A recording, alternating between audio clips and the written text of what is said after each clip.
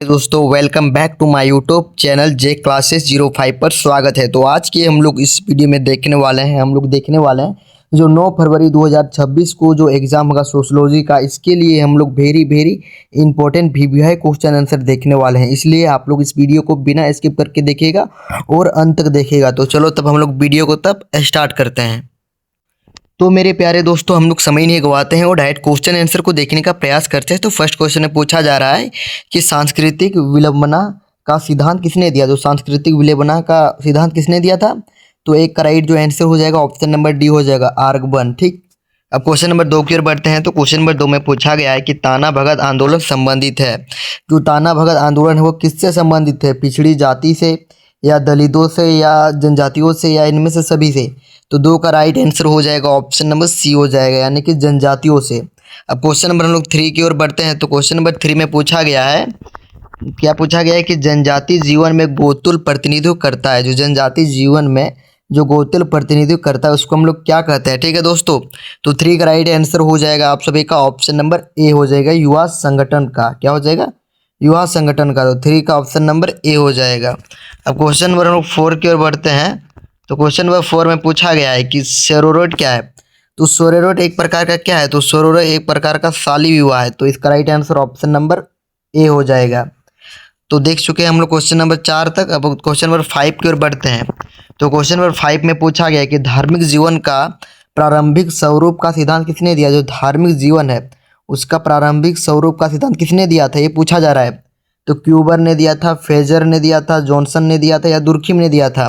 तो 5 का right answer हो जाएगा ऑप्शन नंबर डी हो जाएगा, वो दिया था दुर्खिम ने। अब क्वेश्चन नंबर हम देखते हैं अब 6 नंबर की ओर कि समाजशास्त्र की स्थापना किस वर्ष हुई।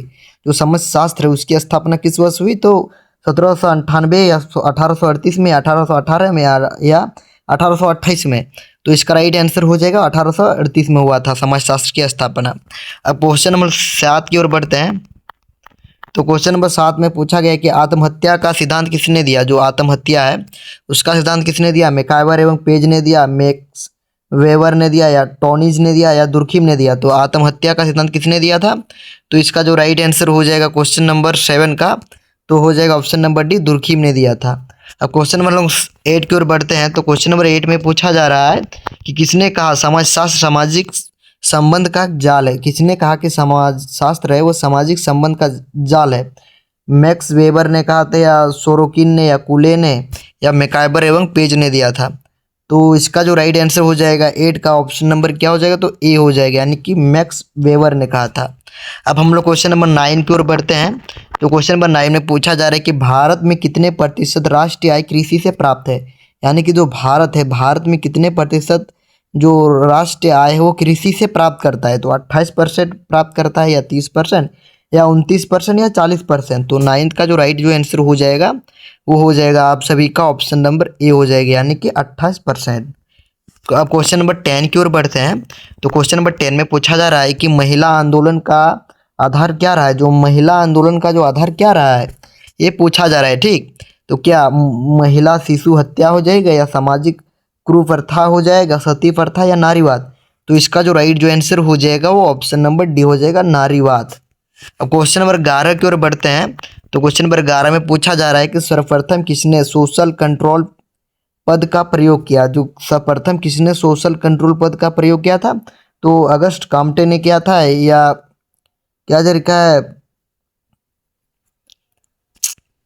इसका जो राइट जो आंसर हो जाएगा ऑप्शन नंबर क्या हो जाएगा 11 का? तो 11 का हो जाएगा ऑप्शन नंबर बी हो जाएगा। तो सॉरी दोस्तों, यहाँ पर अच्छा से नहीं दिखाई दे रहा है इसलिए मैं आप लोगों को नहीं पढ़ कर बता पा रहा हूँ।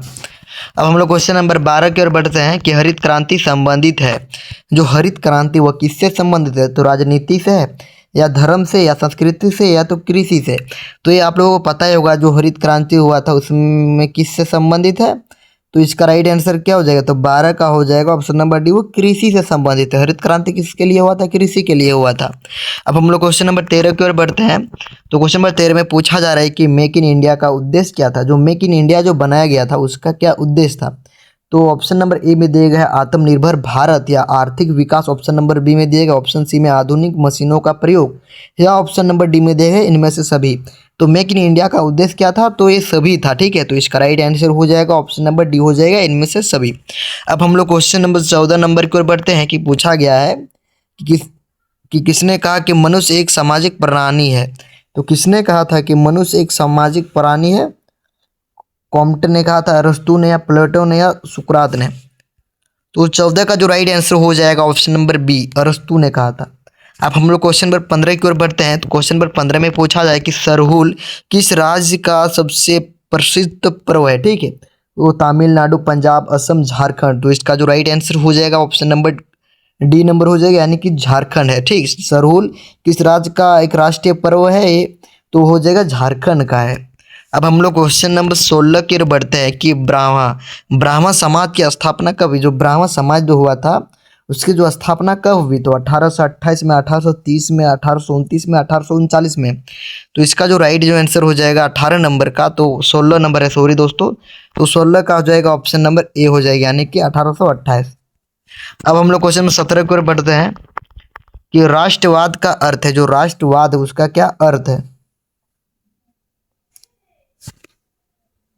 तो 17 नंबर का ऑप्शन नंबर ए में दिया गया है कि सामान्य सामाजिक पृष्ठभूमि, ऑप्शन नंबर बी में दिया गया है समाज साम्राज्य जाति पृष्ठभूमि, ऑप्शन नंबर सी में दिया गया है सामान्य भौगोलिक पृष्ठभूमि, या ऑप्शन नंबर डी में दिया गया है इनमें से कोई नहीं। तो 17 का जो राइट आंसर हो जाएगा आप लोग कमेंट में जरूर बताएं। अब क्वेश्चन नंबर हम देखते हैं अब 18 नंबर की ओर कि किस राज्य में साक्षरता दर सबसे ज़्यादा है। तो किस राज्य में साक्षरता दर सबसे ज़्यादा है, तो बिहार में हो जाएगा, या उत्तर प्रदेश, या केरल, या ऑप्शन नंबर डी में दिया गया है पंजाब। तो सबसे ज़्यादा साक्षरता दर किस राज्य में है, तो ये याद करना है, वो हो जाए केरल। और सबसे कम पूछा जाएगा तो आप लोगों को याद करना है बिहार।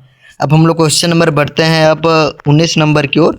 तो 19 नंबर पूछा जा रहा है कि प्रत्यक्षवाद की अवधारणा किसने दी। जो प्रत्यक्षवाद की अवधारणा किसने दी, तो ऑप्शन नंबर ए में दिया गया है दुर्खिम, ऑप्शन नंबर बी में अगस्ट काम्टे, या C.H. कुले, या मैक्स वेबर। तो इसका जो राइट जो आंसर हो जाएगा ऑप्शन नंबर क्या हो जाएगा, तो बी हो जाएगा, अगस्ट काम्ट।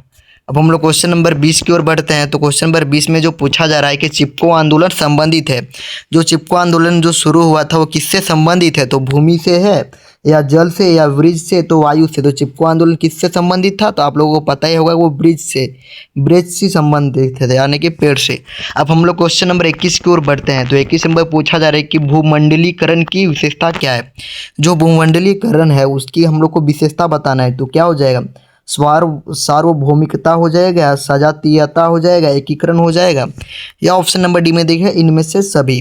तो इसका राइट आंसर क्या हो जाएगा क्वेश्चन नंबर 21 का, तो 21 का जो राइट आंसर होगा वो ऑप्शन नंबर क्या हो जाएगा, तो डी हो जाएगा, यानी कि इनमें से सभी। अब हम लोग क्वेश्चन नंबर 22 की ओर बढ़ते हैं। तो क्वेश्चन नंबर 22 में जो पूछा जा रहा है कि परियोजना कार्य के जनक कौन है, यानी कि जो परियोजना कार्य के जनक कौन है ये पूछा जा रहा है, ठीक। क्वेश्चन नंबर 22 में तो ऑप्शन नंबर ए में दिया है कि WH किलफैक्ट्रिक, या डी मार्शल, या ए ह्यूम, या ऑप्शन नंबर डी में दिया है इनमें से कोई नहीं। तो प्यारे दोस्तों इसका जो राइट जो आंसर हो जाएगा ऑप्शन नंबर ए हो जाएगा, WH किलफैक्ट्रिक। अब हम लोग क्वेश्चन नंबर 23 की ओर बढ़ते हैं। तो क्वेश्चन नंबर 23 में जो पूछा जा रहा है कि वर्ग संघर्ष का सिद्धांत किसने दिया था। तो वर्ग संघर्ष का सिद्धांत कार्ल मार्क्स ने दिया था, रिजले ने दिया था, मैकार्वर या फ्रेजर ने दिया था। तो इसका जो राइट जो आंसर हो जाएगा कार्ल मार्क्स हो जाएगा। अब हम लोग क्वेश्चन नंबर 24 की ओर बढ़ते हैं कि हरित क्रांति किस राज्य में सबसे ज़्यादा सफल रही। जो हरित क्रांति हुआ था वो किस राज्य में सबसे ज़्यादा सफल हुआ, वो गुजरात में हुआ था, पंजाब में, असम में, या बिहार में। तो सबसे ज़्यादा जो सफल जो हुआ था वो पंजाब में हुआ था। इसका राइट आंसर हो जाएगा ऑप्शन नंबर बी। अब हम लोग क्वेश्चन नंबर 25 की ओर बढ़ते हैं। तो इसमें पूछा जा रहा है कि उपनिवेशवाद किस सोच का प्रतिफल है। तो किस सोच का प्रतिफल है उस उपनिवेशवाद, तो साम्राज्यवाद, समाजवाद, मानवतावाद, या ऑप्शन नंबर डी में दिया गया है कि अंतर्राष्ट्रीयवाद। तो प्यारे दोस्तों इसका जो राइट जो आंसर हो जाएगा वो हो जाएगा साम्राज्यवाद। तो अब क्वेश्चन नंबर बढ़ते हैं अब 26 नंबर की ओर। तो क्वेश्चन नंबर 26 में पूछा जा रहा है कि आदिवासी महासभा का संगठन था। जो आदिवासी महासभा का संगठन क्या है, तो उराव से है, या मुंडा से, या संथाल से है, या इनमें से कोई नहीं। तो इसका जो राइट जो आंसर हो जाएगा ऑप्शन नंबर सी हो जाएगा, यानी कि आदिवासी महासभा का गठन किसका है, तो संथालों का।